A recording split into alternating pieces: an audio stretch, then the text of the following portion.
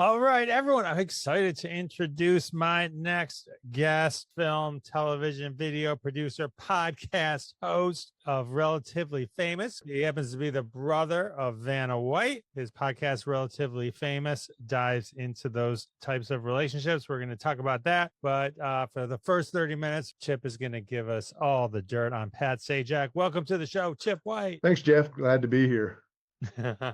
Great to have you here, fellow podcaster. It's an interesting podcast you have, Relatively Famous. So your sister is Vanna White from Wheel of Fortune. And so correct. Yeah. Inspired the whole theme of your podcast where you talk to other people who are siblings and or related to other people who are famous. Yeah.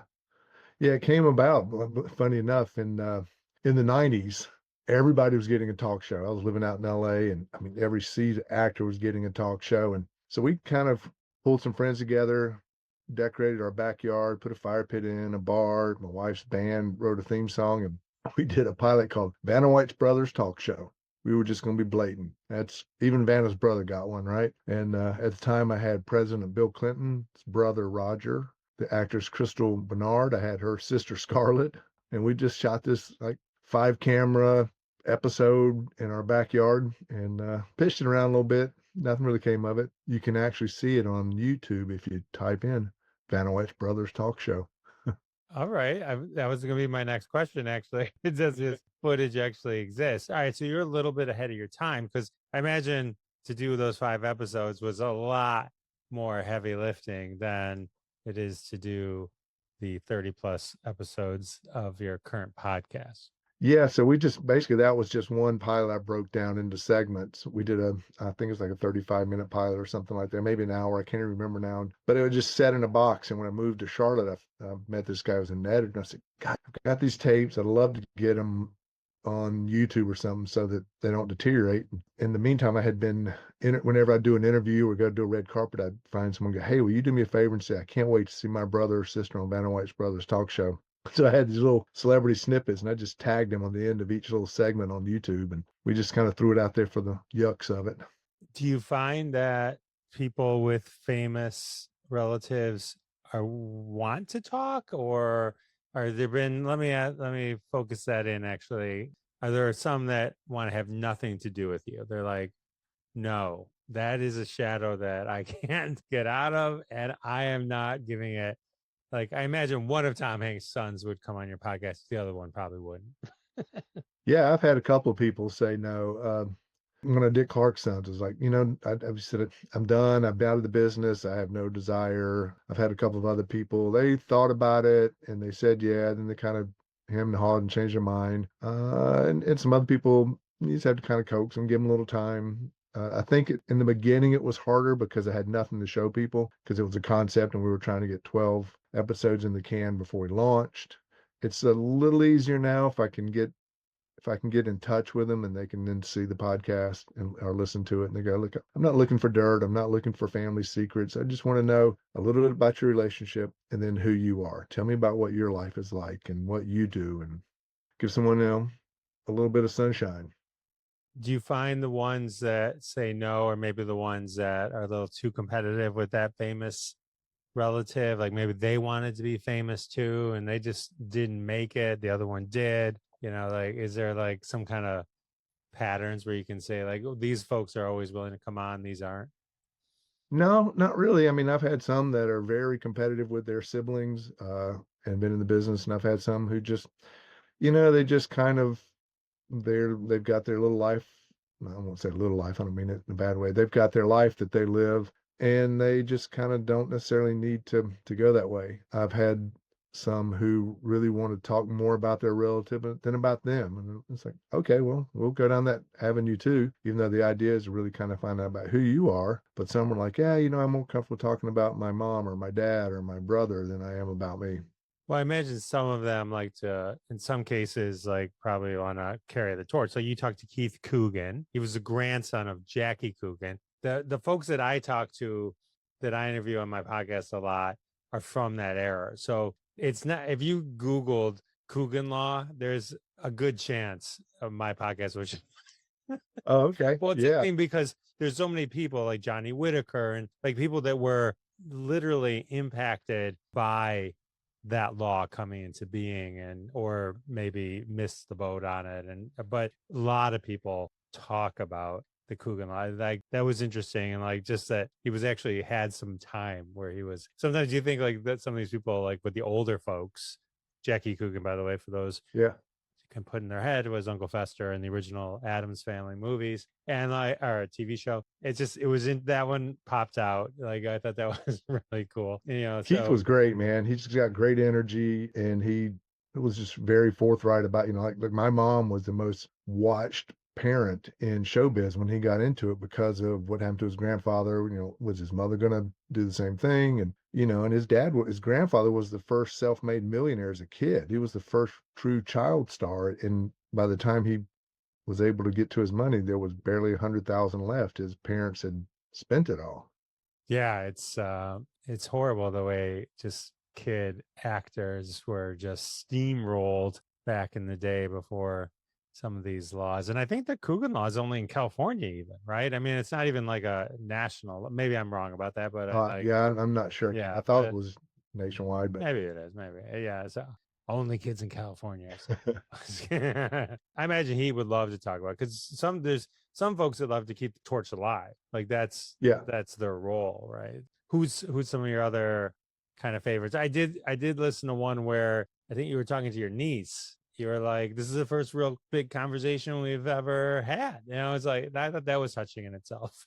Yeah, it wasn't because of lack of love, it was distance. I was when she was born in her childhood, I was knee deep into drugs and alcohol, so I wasn't a great uncle, and just that kind of distance. As we got older now, we would be in groups and obviously spend more than 30 minutes together. But to sit down one-on-one, that was probably the longest one-on-one conversation I'd ever had with him. What an amazing lady she's grown up to be. And a great tattoo artist. Awesome. This is Vanna White's daughter. So that was why she made it on your show, because that's how she was relatively Yeah. And I had her son Niko on recently too. He and Vanna kind of had this internet explosion over a cooking segment. So we jumped on and had him did it. We pulled in a special episode and had Niko on, and that wasn't the longest he and I have ever had one-on-one because we've spent some time together, but it kind of may have been again the longest just us two together in a setting without other people around. Funny how that works. Well, when you're older, you're the young, you're the kid, and there's a kid. It's like this is a certain dynamic, and probably, but no, that was really cool. That's the greatest thing about podcasts, isn't it? Is that you Yeah. get to spend the focused time with people, and they're willing to do it. So it's like I always think like there's so many people I've talked to where I was like. It's like, wow, these people would never talk. Sal Rubinek wasn't going to just start if I called him, he wouldn't be like, "Hey, let's talk about your career." Yeah. Who is this? Why are you calling me? So stuff like that. So, do you have any other favorites that aren't related to Vanna? Yeah. It's funny. I think everyone I find something that I truly enjoy in it, like Dom DeLuise's son, David. Hilarious. Looks like his dad. I had a great personal story to share with me. He goes, "Hey, my dad told me the same thing." You got Alfonso Freeman, Morgan Freeman's son. Looks like his dad, but he's trying to make his own way. I just had, I'm not sure when this will air, but Kate Erickson Dumas, John Lee Dumas's wife, who is famous in the podcast world for on Fire, Entertainment on Fire, Entrepreneur on Fire. And what a great lady she was. I mean, she just had this amazing story about their relationship and how they run business. And so I really was fired up about her. I've met some Leonard Nimoy's cousin, Johnny Carson's nephew, who I have worked with and known. It was fun to talk to him and kind of reminisce. And I think there's something about if it's somebody that I know, it's fun because I get to go back and talk about our relationship together. It's fun if it's someone I don't know because sometimes I don't do a lot of research. It's like, let's have a conversation. Jimmy McGuire's sister, Jennifer, who lives in Pittsburgh, she's a nail tech and does some video content. Jimmy's big. Jimmy was on Jeopardy for 21 seasons. So he's famous in the Jeopardy world. His sister's she was nervous. It wasn't her bag of tea, but she did it and she was so much fun and just really genuine person. So everyone's probably like you, as you know, everyone is a different conversation. Yeah, no, I love it. And it's like it's interesting. I was trying to think like I wish I had someone famous so I could in my family so I could be on your podcast. You never know. DNA, right? You're right. I'm gonna have to do 23 and Me just to get on Chip White's podcast. Just anyone. Oh, I'm related to Abraham Lincoln, and Yeah. let me tell you a few stories about Abe, Chip. All right, so Vanna, let me ask you a question. Like, how long? I mean, I assume you and Vanna, obviously, you've known Vanna as long as you've known her since your brother and sister. How long before she became famous? I don't know how many years you've been brother and sister. Yeah. Of this, I'm 64. So 64. of So that, what is Wheel of Fortune's been on for what, 150 years? I mean, it's been on yeah, forever. which The- she's in her 41st Okay. season of syndication. So she's done 42 because they did a year prior to being syndicated. It was just a little daytime show. So I would say 41 years, or at least 40, because maybe the first year didn't quite, I mean, it exploded pretty fast. So for 41 years, she's been a household name. That's incredible. And then have you loved it the whole time? Has there been pockets? You mentioned you had a rough patch with the drugs and stuff, but like was there times where it was easier or harder to just deal with the fact that literally everyone in one way or another probably knew who your sister was? No, you know what? I mean, she's so generous and kind and sweet and genuine. It's hard to be mad or jealous. I mean, there was a point where I think in everyone sibling relationship where one sibling's doing better or the older, the younger, there's a little jealousy at some point. And I was always one that had the chip on the shoulder. She was always like the little brother, like always taking care of me and being, writing letters in college, and one of them I found, I've kept almost everything she's ever written me. And one of them I read back and it goes, "Write me back, you little shit." Because obviously I was a prick and wouldn't write back. Uh, I just was I go obviously just typed in Vanna White just to see, and I guess she has the Guinness World Record for most frequent clapper. Do you know how many times estimated? And this is just in the first 30 seasons. This statistic, like like how many times she's estimated she's clapped. I looked that up. Was it like 40 million or something ridiculous crazy? I can't even remember now. Yeah, as of January 31st, 2013. So this is older data, but she has clapped an estimated 3.4 million times. Who keeps Yeah, track of this stuff? Isn't that crazy? Like, it is. and she was in all of 10 of the shows, all but 10 of the shows up to that point. Obviously, she's still on the show. Does she like Ryan Seacrest? I know you can't really say, but No, she really does. She likes the fact that they get along. He's got a new energy. He's a workaholic. He didn't come in and go, "I'm going to change this and make it mine." He came in to play the game, and there's some things have changed. It's not just him; it's a new producer, and so the show's changed. But she loves working with him. He brings a new energy. He brings some things that they weren't doing before. The iHeart stuff and the New Year's Eve stuff and the not America's Got Talent. What's the oh, show he American does? Idol, American Idol. American Idol, man. It's like you can cut that out. No, I'm kidding. Uh, so there's opportunities that weren't there for the show, which is great. I found one more piece of trivia on your sister. What was Okay. the first game show she actually appeared on? Price is right. Yeah. And she kept looking back at her friend to get an answer. And Bob Barker told her if she'd quit looking at herself in the monitor, she could guess the amount. But she wasn't looking in the monitor. So funny. Very cool. Very cool. All right. So was Vanna already famous when you got into the movie producing business? Yeah, I moved out. I moved out in the early 80s and worked with her manager at the time before she got Wheel. And she had just kind of gotten Wheel when I was like, look, I'm going to starve. I'll starve back home. So I moved back to South Carolina.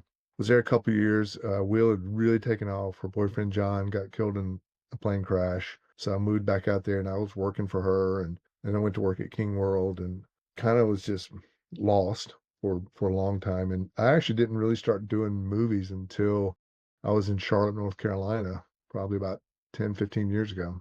Did I see that you did at least one episode of Behind the Music? I did. I worked on Saturday Night Fever, the movie behind the music. I worked on a little bit on Rod Stewart. Worked a little bit on Everclear, and I worked a little bit on a couple of others. would pick up interviews and stuff like that. But I think I'm probably credited maybe on just one or two of them. Definitely Saturday Night Fever.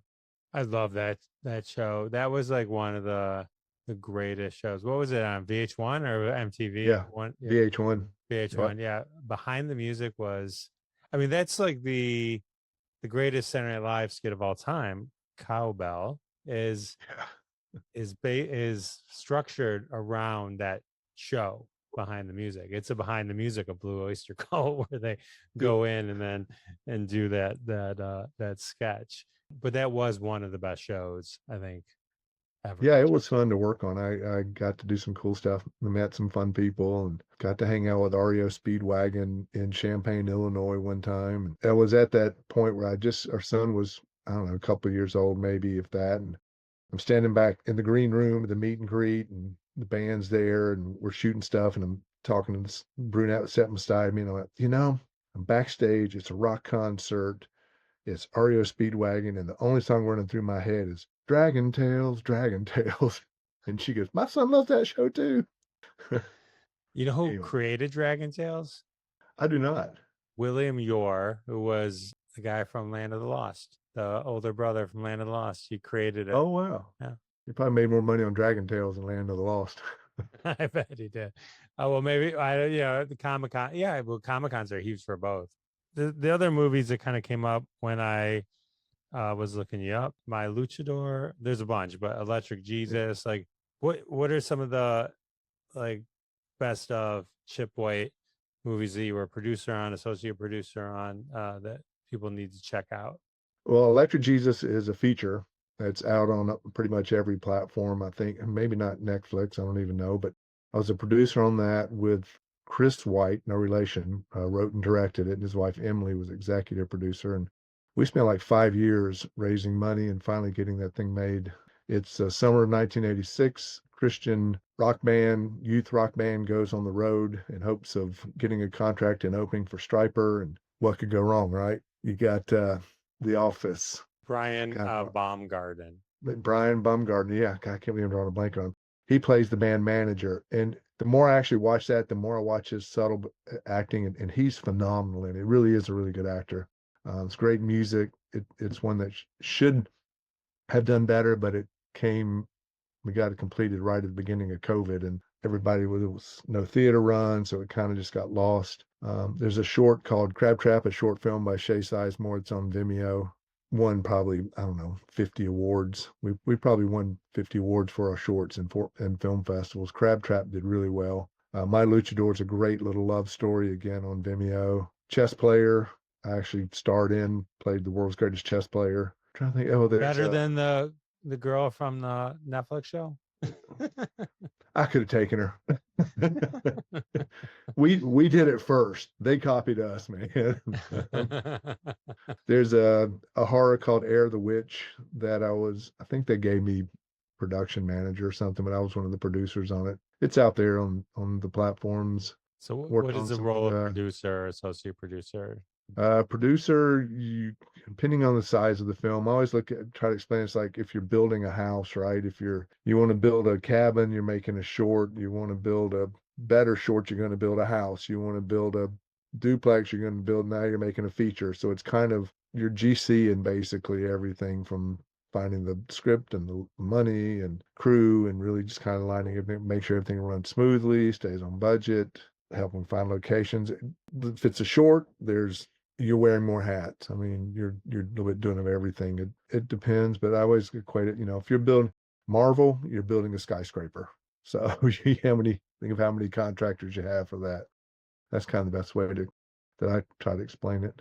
Got it. What was growing up like for you? And you have other siblings too, right? It's not just you and Vanna, right? Like, Yep, I have a half brother, Joe White, lives in New York. He's flight attendant for a JetBlue. He grew up in Michigan, though. Van and I grew up together. Joe grew up in Michigan, and we met, I think, when I was probably 15 or 16. He was a little over 18, maybe, or maybe he was 18, and I might have been 15 or something, 14. we're in Michigan. He was in Utica. Okay. All right. I'm Yeah, outside of Detroit, so yeah. yeah. I'm coming to you from Michigan. So There you all right. go. But I don't know your brother. Separate. Yeah. Half brother. Half He brother. and I have the same father. Got it. Got it. Got it. Okay. Yeah, he's a cool guy. Funny thing is, he was an actor and a dancer. Did a lot of off Broadway, and he's in one of the dancers in like Annie the movie and a couple of other things. So he was actually in show business too, with no connection that the other side of his family was in wanting to be in showbiz also. Okay. So you share a father. So there must be Yeah, something but in your dad's blood that has entertainment everywhere. yeah. I don't know. He That's was so a right. he was a retired postman. I think Who he. knows? So did you guys like dream of Hollywood? Not, when I say Hollywood, I mean like Vanna did. I didn't. I liked to surf when I was younger, and I just, I'd have been happy being a professional surfer. But she always, once she saw Christopher George from the Rat Patrol was our Southern uncle, right? My mom knew him growing up, so that was to us was Uncle George, Uncle Chris. She go, and then Vanna saw him on Rat Patrol. She goes, "Well, I want to be on TV." And from that point on, she knew she wanted to be an actress and or be on television. And I was like, whatever, I've kind of stumbled through life and ended up doing things like a podcast. I stumbled into this podcast. I was talking to a guy about film and mentioned the talk show. I said, I think it'd make a fun podcast. He's like, let's do it. Okay. it's a perfect podcast. I mean, it's a really great idea for a podcast. It's because there's just probably just so many people you can have on. You just have to figure out how to figure out who's related to. Yeah. And it's because we're not just doing film, television, we're doing film, TV, sports, music, art, science. I mean, you can the rodeo. I mean, it doesn't have to be a household name, right? If I say Charlie Sampson to you probably doesn't mean much, right? But in the rodeo world, he was a 90s champion bull rider, African American from Compton. In the 90s rodeo world, champion man, bull rider. I'm yeah, gonna edit that in. I'm gonna move it and edit it when you say his name. I'm gonna then it's okay, gonna be me. I'm just kidding. yeah. So he's got this great story, but in the rodeo world, he's huge.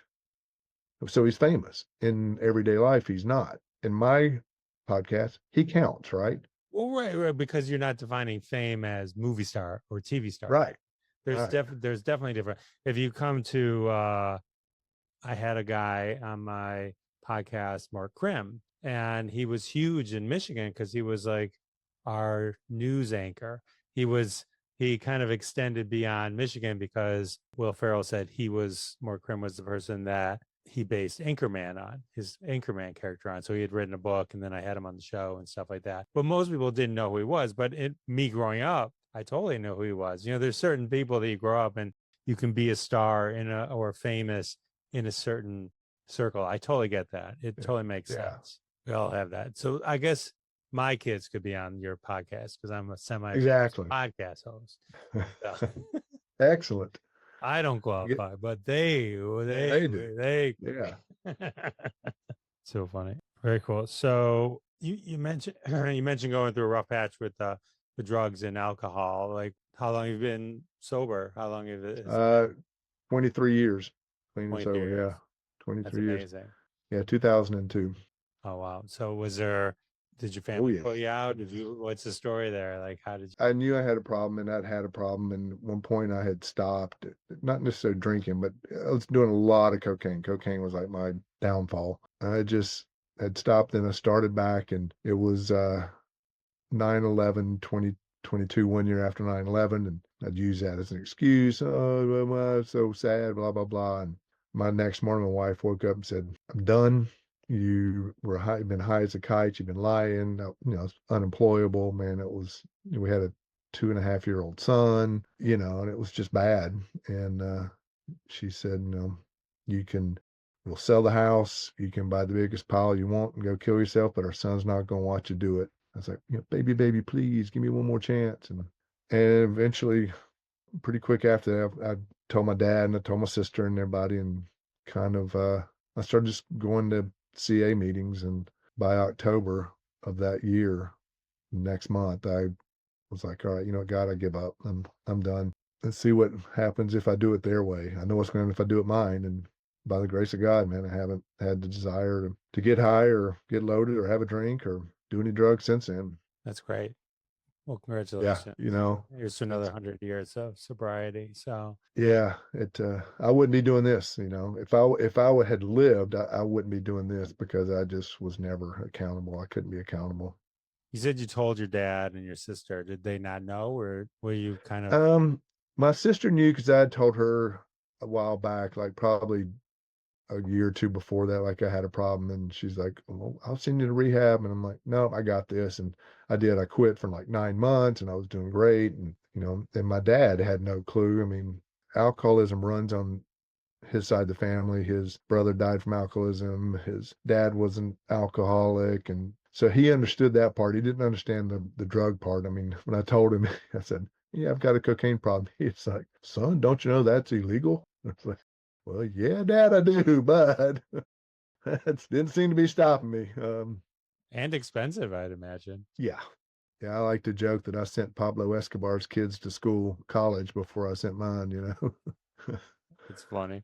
I just well, not a similar joke. Well, same vein of joke. If I ever met someone, my dad was a dentist, and they'd go, "Oh, your dad was my dentist." And I go, "Ah, thanks for college." You know, yeah. Yep. Oh man. All right. Well, I'm glad. I guess scared you straight and got you so that we're able here to talk. So that's good. Yeah.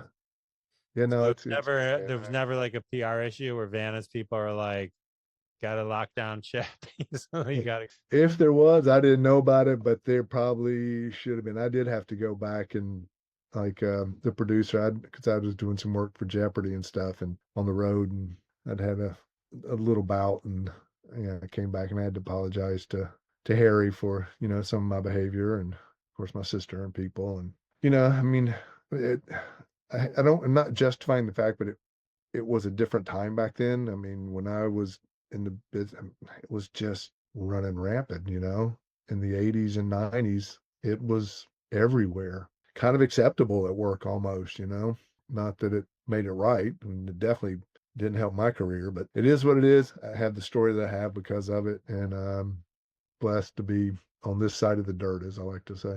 Well, I'm glad you're on this side of the dirt as well, because otherwise, I need some content. So it's good. There you go.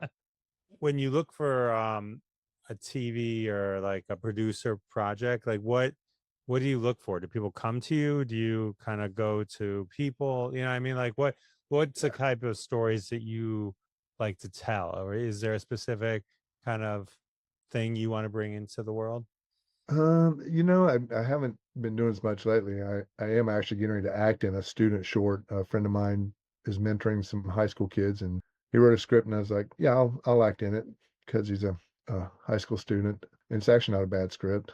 But other than that, I like a good story. I don't care if it's a sci-fi. I don't care if it's a horror film. Like I want a story. I tend to really lean towards stories that aren't heavy special effects. They're people driven. There's an emotion. There's a twist. I've written a short that hope to direct and produce one day. I don't know, but I was listening to Paul Hagee, who wrote a Million Dollar Baby and Crash and stuff, and he was talking about how he likes to put his lead characters in a position where they have to make a choice, that really affects the outcome of the decision. And so I wrote this short about that with something that like that. So I like a good story, and I have 4 rules as a producer when I'm hiring people. Like if people, I'm not a tech guy. I'm upfront about that. You ask me what kind of camera we use, I don't know. Ask the DP. But I'll tell you this: if you're the DP or you're the director and you're gonna be hired, I got 4 rules. It's got to look, sound, and feel like a movie. I don't care if it's 5 minutes or 5 hours. I don't want someone walking away going, the audience walking going, "Ooh, that was a really nice video."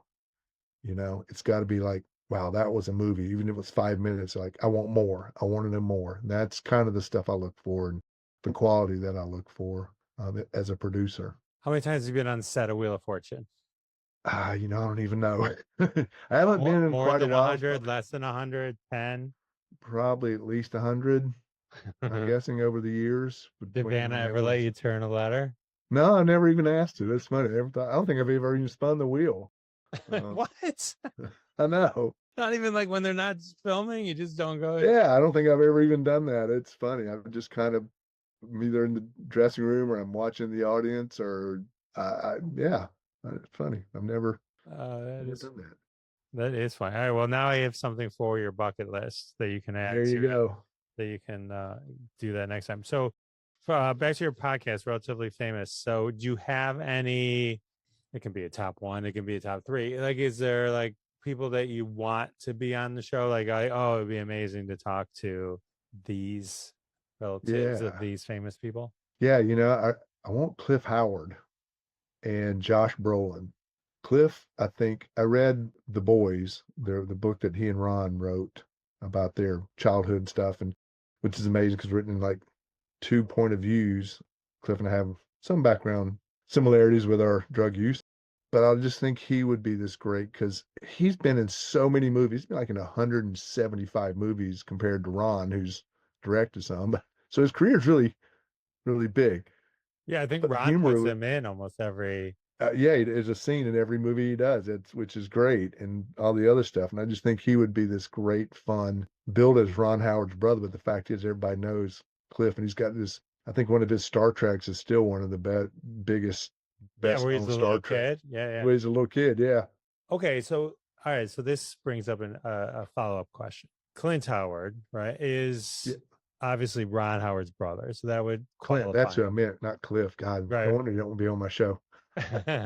However, they're both qualified because of their father, Rance Howard, who Yep. is a very famous in his own right. You bring up Clint Howard, so then I'm like, that's interesting.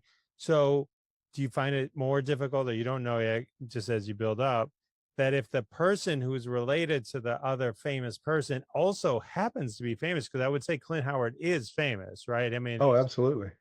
so does that make it like less likely? Like, is it usually the non-famous person who's related to the famous person? You know what I'm saying? Like Josh Yeah. Brolin, obviously hugely famous. If someone didn't even know that he was related to some, who his father was, Barbara Streisand's husband. No, Yeah. Well, yeah, on the flip side is he's Eden Brolin's dad, and Eden was in Yellowstone. I want Josh because of that, the humor, the fact like for years he was James Brolin's son, right? Now James is actually getting people saying, "Hey, aren't you Josh's dad?" And for years, Eden was Josh Brolin's daughter, and now people are going, "Hey, aren't you Eden's dad?" And here he is. Of course, he's got this ginormous career in the middle of it. I think he, the humor of that, it's the same with Clint. It's like, yeah, we're going to bill you as someone else, but the fact is, it's all about you because you're the famous one too. If they have the humor to see that to be a guest, then that makes it 100% where like, dude, this is awesome. do you know what other famous daughter is in Yellowstone? I do. Michael Landon's daughter, Yeah, Tater. Tater, Tater, Teeter. Jennifer Landon. Okay. I Yeah. didn't realize I, that was her. I found out like way after. I was like, damn, because she was good. She's good. yeah. Yeah. Yeah. I'd like to have her on too. She would be awesome. I think, again, if they don't get the humor of why I'm asking to be on it, they're gonna be insulted. And I'm not asking to be insulting. I want, fact is you're Michael Landon's daughter, but we want to find about who you are other than Teeter. It helps too, like when because now you're past 30 episodes. You have like so many examples of people, it's not like a new idea. Hey, I'm trying to do this new thing. I found that with my podcasts. Like it got to the point where people would look at the list of the names I would send them, the people I've already talked to, and they'll be like, oh, that actually helped me get them on the show. They're like, oh, this is an impressive list. Yes, we'd love to be on your show. So I think sometimes time and you can build your own cred, which I think you've got a lot of at this point. We're working on it. Yeah. I did upcoming episodes. We have Nick Cannon's brother, who I worked with at the beginning of his career. It's funny when he was doing Snick House, and got to bring his brother on. It's coming out in a couple weeks. And Athena Finger, who was Bill Finger's granddaughter, and Bill was finally credited as a co-creator of Batman. Bob King got all the credit for years. So now, we shoot our podcast in a comic book shop in San Antonio. my first guest was Bill Field, who was related to Lyle Lovett, and he's a comic book historian. So I'm finding out all this comic book history. I've had a couple Star Trek people on. Something like I'm getting I'm getting schooled in a lot of unique areas that I'd never had any clue about.